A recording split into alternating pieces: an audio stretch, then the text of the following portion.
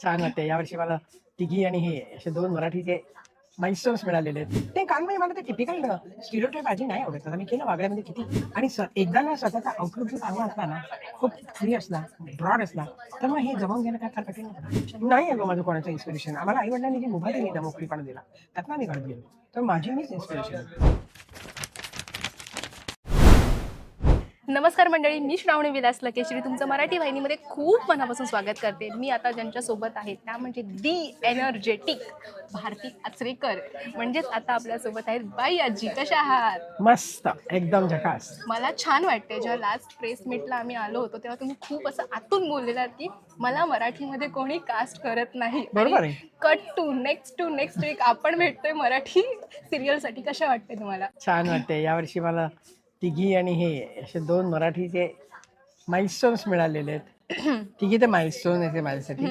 आणि हे मराठी सिरियल एकतर मनवा प्रोड्युसर आहे म्हटल्यानंतर प्रोडक्शन व्हॅल्यू पण कळते आपल्याला किती छान असेल म्हणून. त्यामुळे ते घ्यायला म्हणजे मला विचार नाही करायला की कोण प्रोड्युसर आहे काय आहे, कारण मला माहिती होती तिची टीम चांगलीच असणार म्हणून.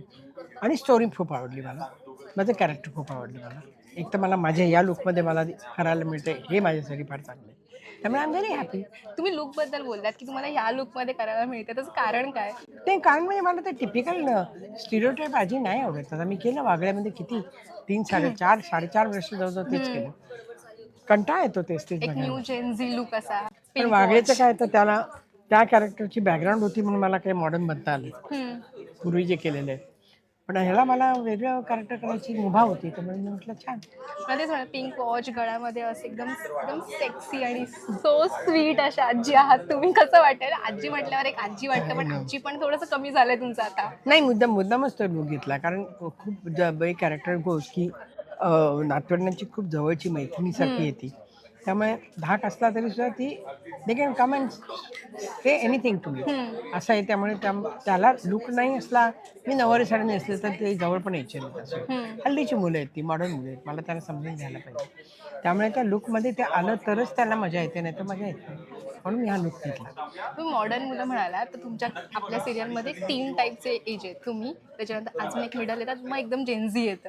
तर तुम्हाला तिघांसोबत मॅच करताना मला कसं? खूप आवडतंय म्हणजे बिकॉज माझा आउटलुक खूप मॉडर्न असल्यामुळे, माझा स्वतःचा सुद्धा ॲज अ इंडिव्हिज्युअल माझा खूप मॉडर्न लुक असल्यामुळे, लुकआउट असल्यामुळे, त्यामुळे मला असं काही वाटलं नाही की ती 10 वर्षाची पोरगी आणि 25 वर्षाची आणि 35 वर्षाचा. सी त्या 3मध्ये काही फार मोठा फरक नाही आहे.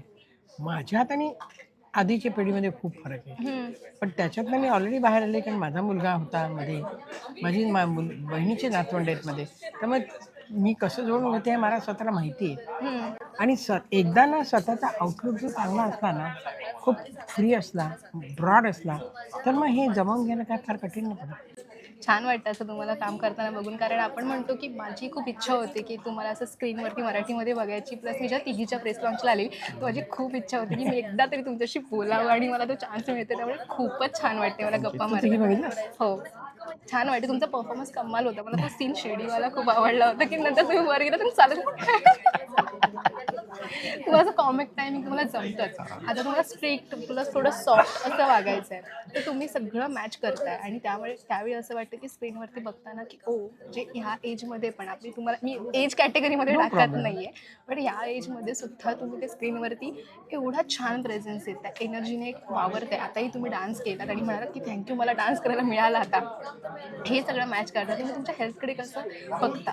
मी हेल्थकडे मला फार काही करायला लागत नाही गं, कारण मी खूप मॉडरेट जेवते, साखर खात नाही, भाकऱ्या खाते, भाज्या खाते, मासे खाते, अंडी खाते. म्हणजे मला म्हणजे मला मोजकं खाते, म्हणजे पोळी अजिबात खात नाही. अगदी म्हणजे 15-20-25 दिवसात एकदा पोळी खाते. भात खात नाही. भात खाल्ला तर तो पाणी काढून खाते. मग तेवढ्यापुरतं जेवढं जपायचं तेवढं मी जपते.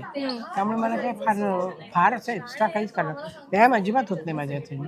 अजिबात व्यायाम होत नाही. पण तेवढं मला पुरतं. जेवण चांगलं असतं मला पुरतं.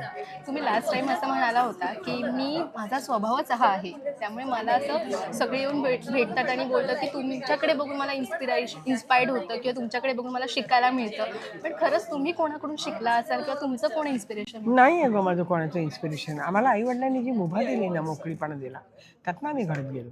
तर माझी मीच इन्स्पिरेशन आहे. माझं मी शिकत गेले, माझं मीच ठरवत गेले मला कसं वागायचंय. मी असं काय फार झुगारून दिलं, काही विचार झुगारून दिले नाही मला मी लेबल बनले असं नाही. एक तर घरातलं काही हेच नव्हतं की बाबा हे नका करू ते नका करू असं काही नव्हतंच. त्यामुळे काही फार अवघड गेलंच नाही आयुष्य घेण्यामध्ये. आमचं शिकत गेले आमचं आणि मी जास्ती म्हणजे मी मागे बघून बघत नाही फार. मी कधी कुढत बसत नाही. माझं हे झालं माझं तसं झालं मी रडत नाही बसत. मला नाही आवडत रडत बसायला. त्यामुळे मी जे काय आयुष्य येतं तसं घेते आणि पुढे जाते. तुम्हाला माहिती आहे मला अशा सिनियर्सवर गप्पा मारायला का आवडतं, कारण बोलता बोलता मध्ये काही ना काही सांगून जातात. तर लास्ट टाइम पण तुम्ही एक गोष्ट सांगितली होती की मागे बघून वळायचं नाही आणि मग बोलायचं, रडत बसायचं नाही. सेम तुम्ही आता ते म्हणालात. कधी कधी ना आपल्याला उपयोगाचं ठरतं. नाही कारण काय तू आता जे विचारलंस ना की अशा कशा तुम्ही राहतात फिकत नाही. मी एकटी जाते फिरायला, मी एकटी सिनेमाला जाऊन बसते, मी एकटी नाटकाला जाऊन बसते. मला नाही काय वाटत त्याच्यामुळे. एकटं राहणं सुद्धा वाईट नाही आहे. अजिबात नाही. चालेल, थँक्यू सो मच. तुम्हाला एनर्जी मी फार वेळ तुमचा घेणार नाही, पण जाता आता आपल्या प्रेक्षकांना एखादी छानशी टीप द्या. काय हसत राहा, खेळत राहा, जास्ती टेन्शन घेऊ नका. Live and let live. जगा आणि जगू द्या लोकांना असं आहे ते. थँक्यू.